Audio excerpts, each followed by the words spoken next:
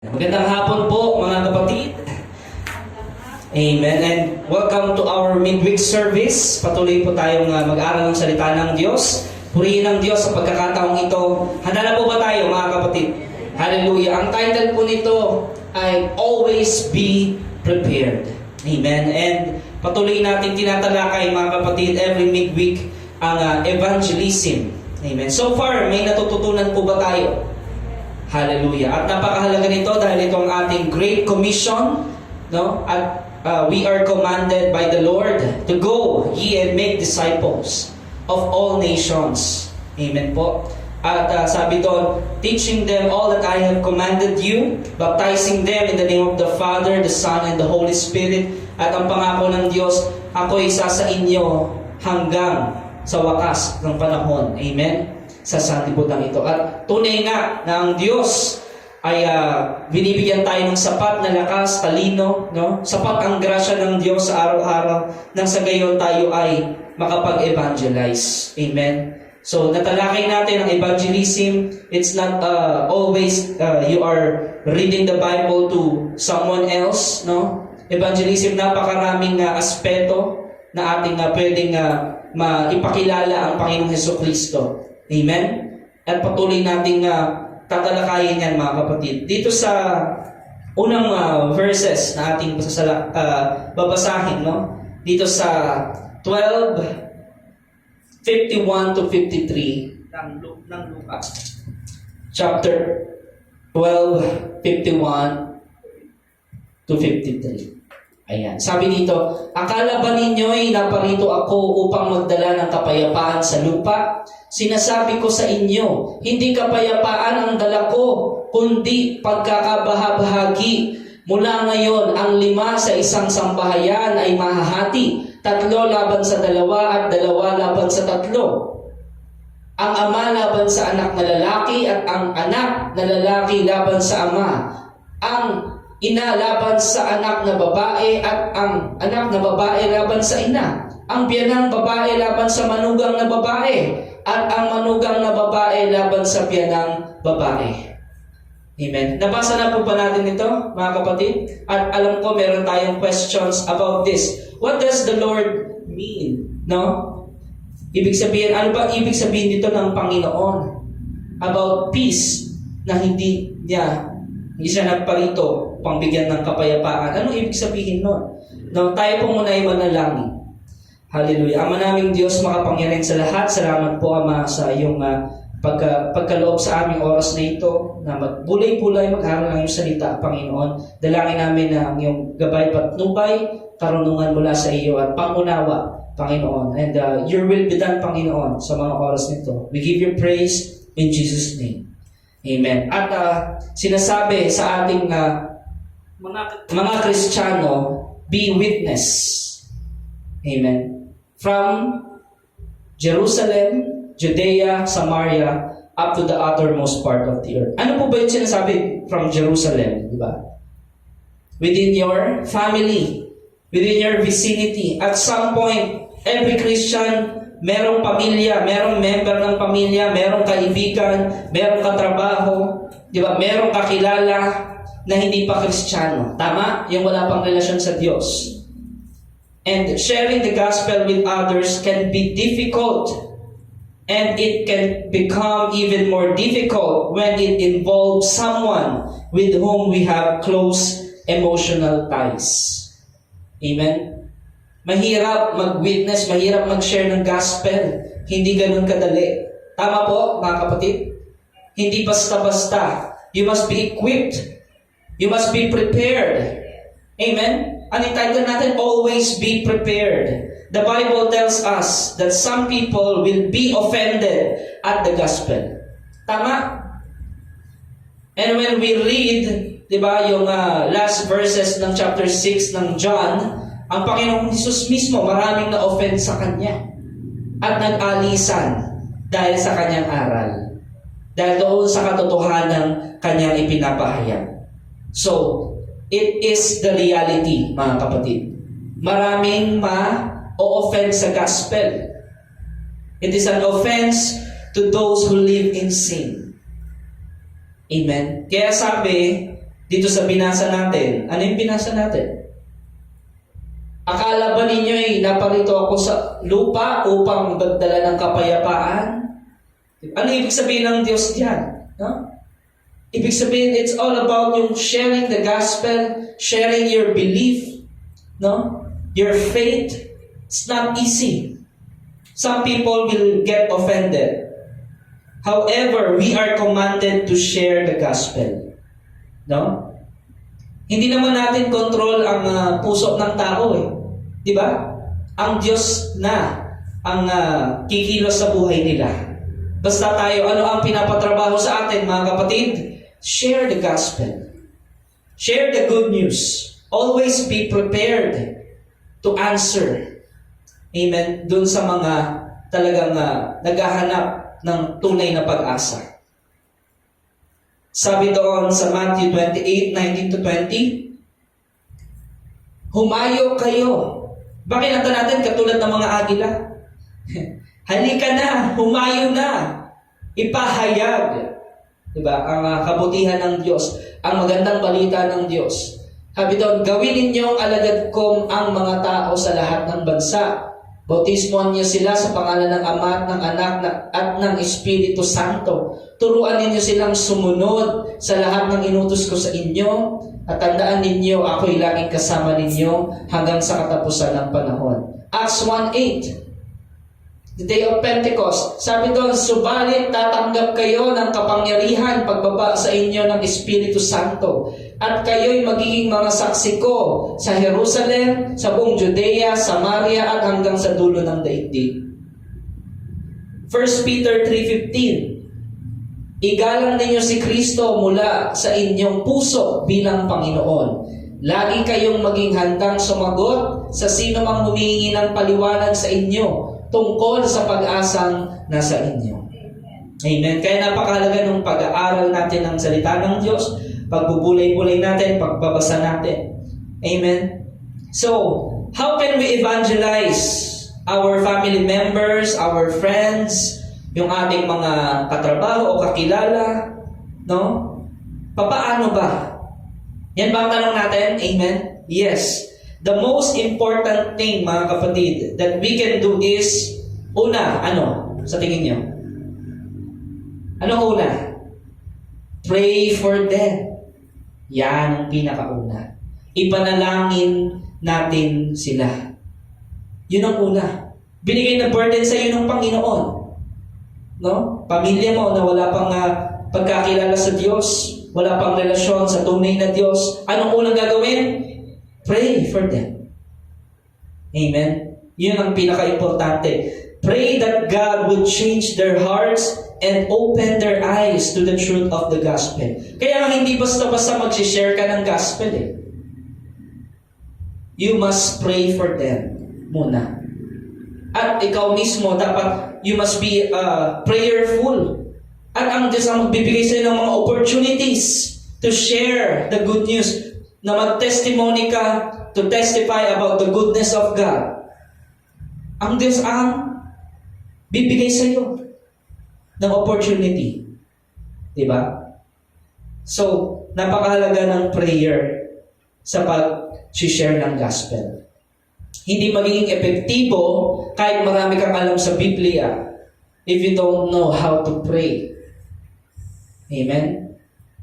Kung hindi ka laging dumadalangin sa Diyos. 2 Corinthians 4:4. Ang sabi doon, hindi sila sumasampalataya sapagkat ang kanilang isip ay binulag ng Diyos ng kasamaan ng daigdig na ito upang hindi nila makita ang liwanag ng magandang balita tungkol sa kaluwalhatian ni Kristo na siyang larawan ng Diyos.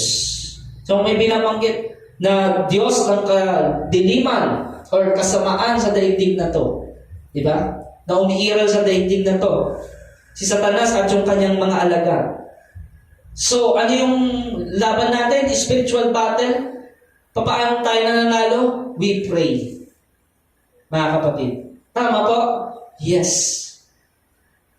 Hindi naman na si Satan hindi siya natatakot doon sa mga taong maraming alam sa Bible. Alam ba natin yon? Hindi siya natatakot doon. Diba? Marami lang naman alam yun eh. Pero, ang pinaka nakakatakot sa kanila is prayer. Amen? Kaya nga lahat ng paraan gagawin nila para hindi ka madalaki. Maraming distraction, maraming mga alalahanin, di ba? Mga takot. Yan ang ibibigay niya sa'yo. Sa puso mo, sa isip mo, ipapaalala niya sa'yo yung mga pag-aalala mo para, magpanik ka, di ba? Maratel ka, di ba? Pero ano yung dapat natin laging tandaan? Idalangin natin sa Panginoon. Lapit lagi tayo sa Panginoon. Amen.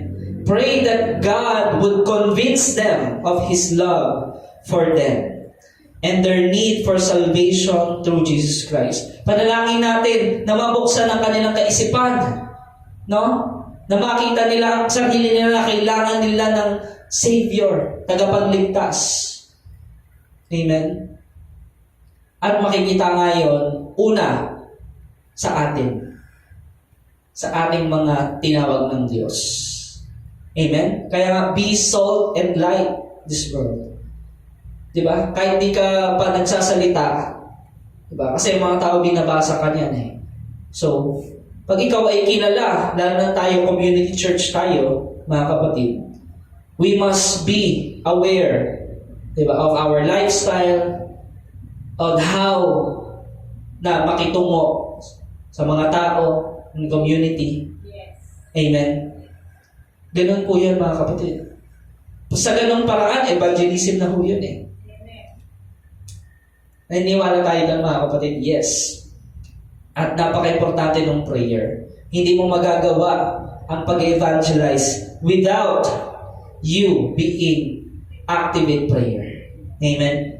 Kaya sa John 3:16, di ba? God so loved the world. Lagi natin yan nababanggit kasi ito nga po yung sinasabing pinaka-heart of the Bible, yung puso ng Lord. Ano yun? John 3:16, di ba?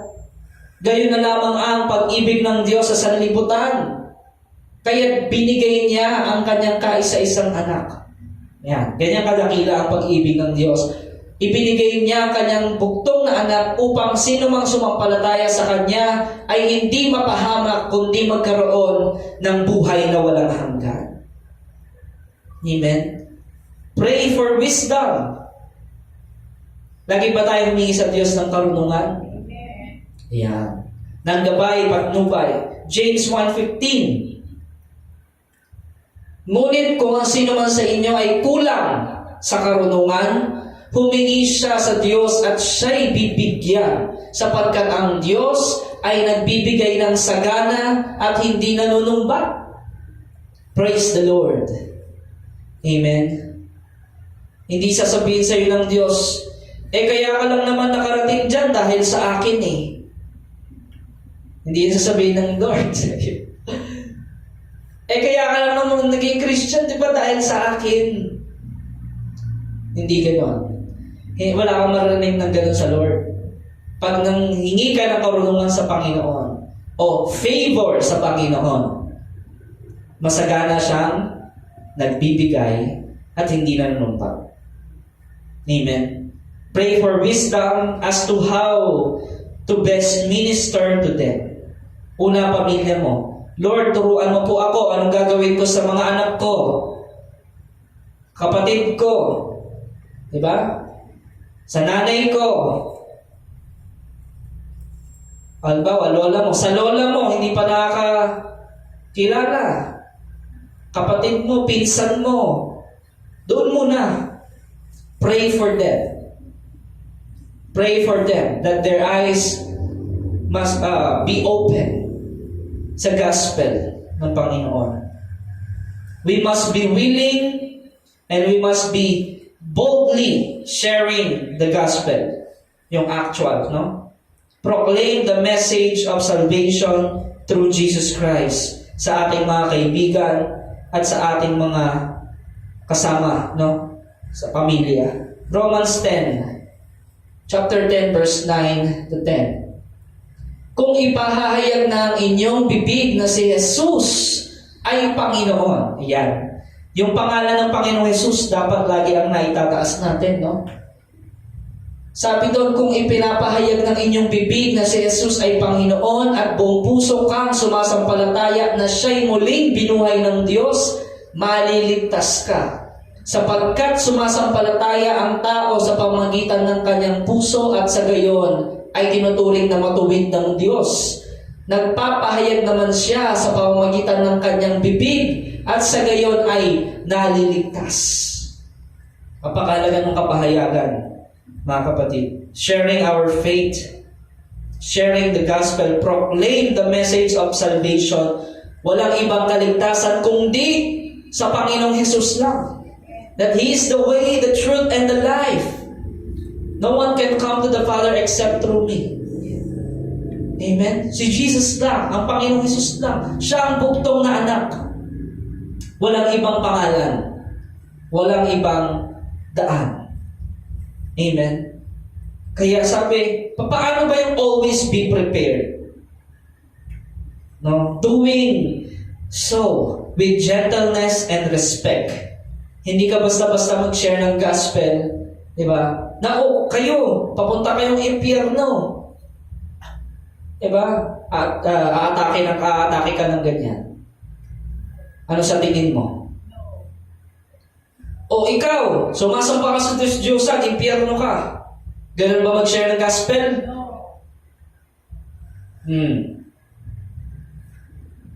Ang early church, they are strategic. Alam pa natin yun? Ang early church, si Apostle Paul. Kung maalala nyo, basahin nyo Acts 17, di ba? Naglalakad-lakad siya doon sa syudad at marami siyang nakita mga imahe. Di ba? Binati niya pa yung mga taga roon eh. Ay, napaka-religyoso niya po pala at napakaganda ng talagang tunay na tayo ay naniniwala sa Diyos. Di ba? Gumanon pa si Apostol Pablo? Binati niya pa, ibig sabihin, hindi niya kinontra kaagad, hindi niya inatake kaagad. Pagbati muna, di ba? Yung maaliwalas ang iyong mukha, pagbati sa ating mga kapwa-tao. Amen? Pagkatapos noon, nung nakuha na ni Apostol Paul ang atensyon ng mga tao, doon niya na ngayon ipinaliwanag na alam ba natin ang Diyos ay hindi nananahan sa templo sapagkat tayo ang templo ng banal na Espiritu? Hindi po ba? So, yun yung paliwanag. Kaya, mahalaga mga kapatid, marunong tayong magpaliwanag. Hindi yung sasabihin natin, hindi, basta ito yun. Hindi ka na lang pagpapaliwanag. Basta ito na yun. Hindi ganoon, mga kapatid. That's why most important thing is prayer. Ask wisdom sa Lord. Spend more time in prayer. Spend more time reading the Word. Spend more time, witnessing for Jesus. Dahil sabi, so, in doing so, with gentleness and respect. Ayan, ang pagpapahayag ng salita ng Diyos with gentleness, malumanay, and respect. There is no substitute for personally sharing the gospel. Diba? Walang substitute or walang kapalit for personally sharing the gospel. Kasi sabi, Romans 10:17, ang pananampalataya ay nanggagaling sa pakikinig at pakikinig ng salita ng Diyos. No? Yan sabi sa Romans 10:17. Next. Ayan. Kaya't ang pananampalataya ay bunga ng pakikinig. Diba? Kaya pag mag-invite tayo, alam mo, sis, o alam mo, di ba, yung kung kamag-anak mo, napakasarap makinig ng salita ng Diyos kasi mas makikilala mo siya, no? Yung purong-purong salita ng Diyos. At ibig sabihin ng makikilala mo siya, talagang tunay na sasampalataya ka sa Kanya. No? Pag narinig mo ang salita ng Panginoon. So, in addition sa panalangin, no? sa paghingi ng wisdom from God, no? Sharing our faith, ano yung dapat natin gawin? We must also live godly Christian lives. Yan. Ang isa sa pinaka-epektibo na mag-share ng gospel ay tayo mismo, isabuhay natin ang gospel. They must see that there is transformation sa buhay natin. Walang transformation, di ba? Kumbaga sabihin, relihiyoso lang tayo, pero wala naman talagang relasyon sa Diyos. No? Isabuhay natin. Tayo muna. Amen. Sabihin natin, ako muna. Diba? Ako muna. Pag tayo nagbabasa, pag tayo nagbubulay-bulay, nag-aaral ng salita ng Diyos, ako muna. Tayo muna yung matuto. Sa atin muna. Bago natin maibahagi, sa atin muna. Maisabuhay natin. Amen. Yun ang epektibo. Dapat mamuhay tayo na tunay na mga Kristiyano sa harap ng ating mga kaibigan, mga kapamilya. So they can see the change God has made in us. Nang sa gayon, kapag ikaw ay nag-testify, di ba? Ayun ay dahil sa Panginoon. Amen. 1 Peter 3, 1 hanggang 2.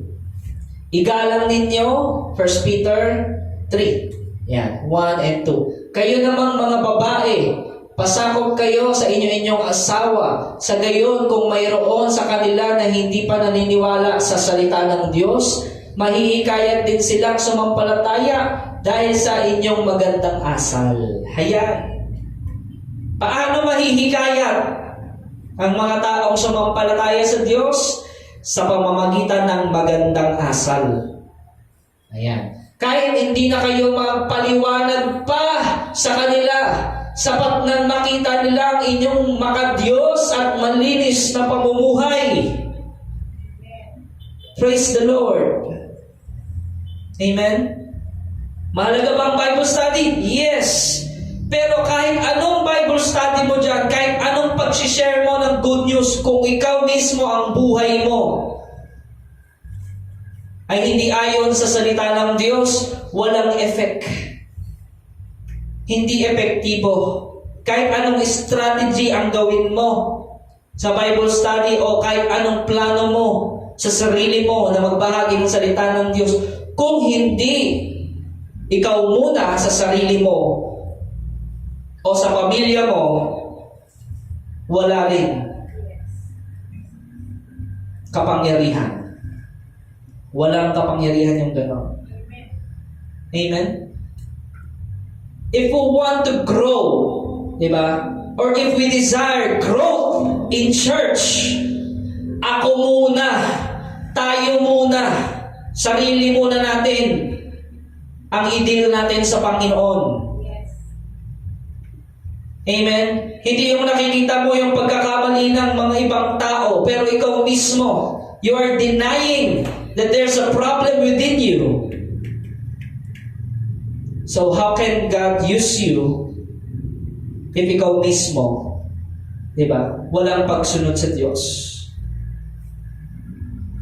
Kaya sabi, ultimately, mga kapatid, we must leave the salvation of our loved ones up to God. Hindi tayo yung magliligtas. Tayo ba tagapagligtas? Hindi. Hindi mo trabaho yun. Trabaho yun ng Diyos, ng banal na Espiritu. Instrumento tayo na ihayag ang kaligtasan, pero hindi tayo ang tagapagligtas. Kasi minsan isip natin, liligtas ko siya. Maiimpyerno siya, kailangan iligtas ko siya. Anong unang gagawin? You pray. Doon pa lang bagsakan eh. Bakit?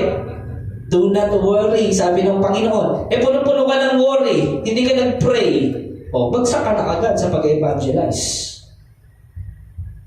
Tama ho ba, mga kapatid? So, Maganda yung puso na gusto natin lahat ay maligtas dahil yan ang puso ng Diyos. Tama? Yan ang kalooban ng Diyos. Walang mapahamak kung hindi lahat ay maligtas. Magandang puso yan, kapatid. Pero ikaw muna sa sarili mo. Di ba? Magkaroon ng transformation. Sa paanong paraan? Yung relasyon mo sa Diyos, ayusin natin. You pray. You confess. Di ba? Aminin mo. And have a lifestyle of repentance. Buhay ng pagsisisi, buhay ng pagsuko sa Diyos. Yan muna ang unahin natin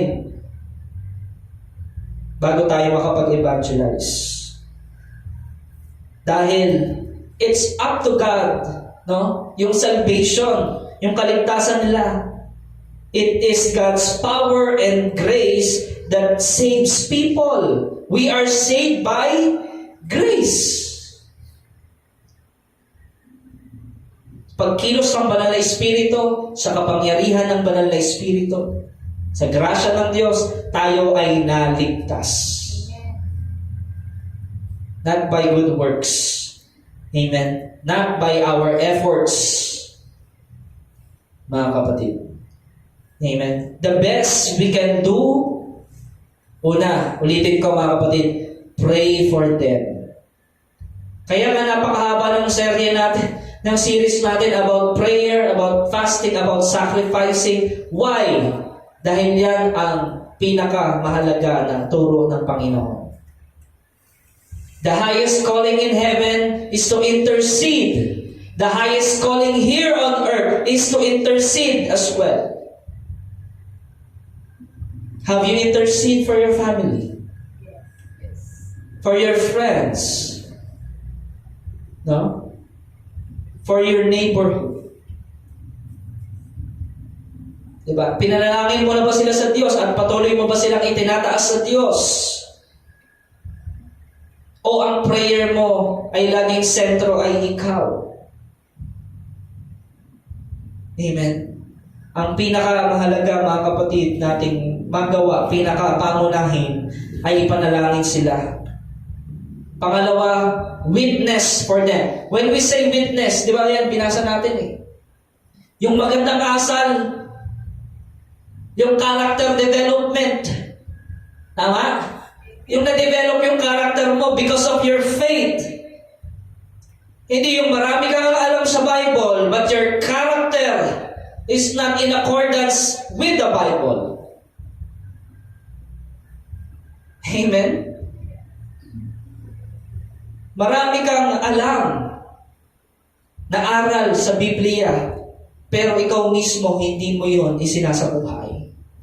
Hindi ka makapag-witness ng maayos. No?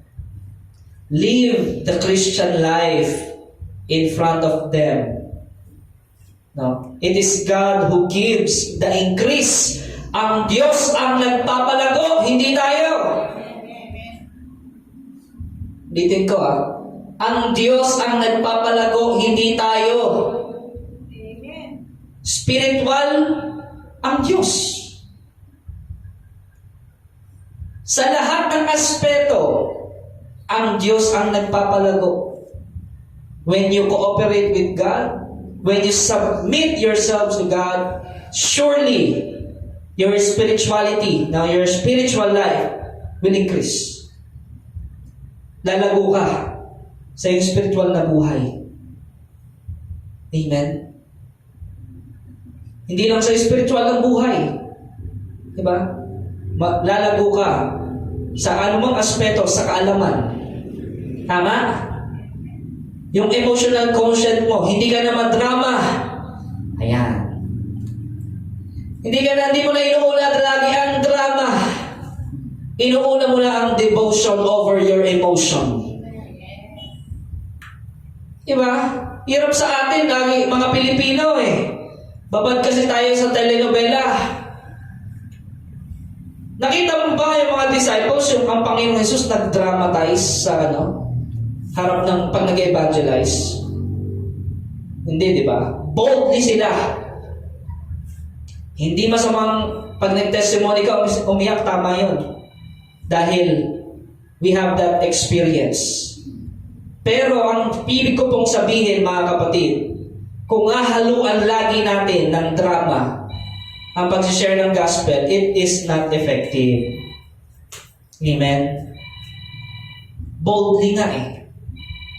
Ibig sabihin, tayo ay talagang buong-buong nating ipahayag ang salita ng Diyos, yung kabutihan ng Diyos. Amen? So, let us learn how to evangelize in accordance to God's will. Yan o, magandang asal, sinabi dyan. Para mahikayat din silang sumampalataya sa Diyos. Una sa pamagitan na mapapansin nila yan eh. Di ba? So, ay talagang iba na yung ginagawa mo or hindi ka na dati kang ganon, napansin nila or mga bisyo, ngayon di mo na nagagawa. Pag napansin nila yon, aalamin nila bakit kaya. Christian na pala siya.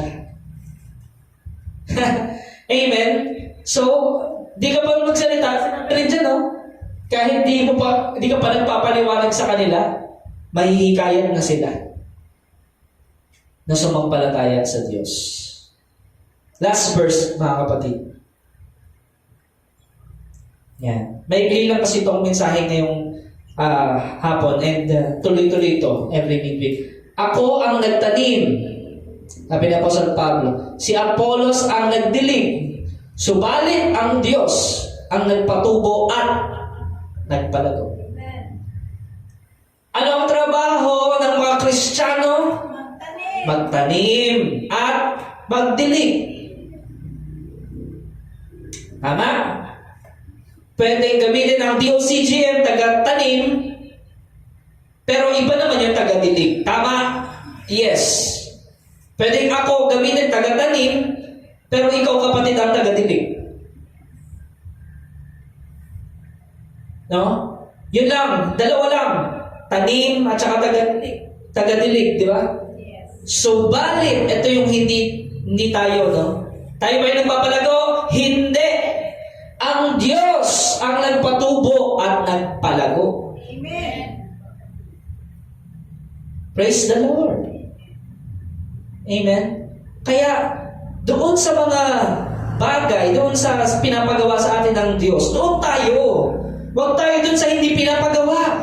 Do not play God. Hindi ka Diyos. Huwag mong ipilit. Amen po, mga kapatid. So, ganun po yun.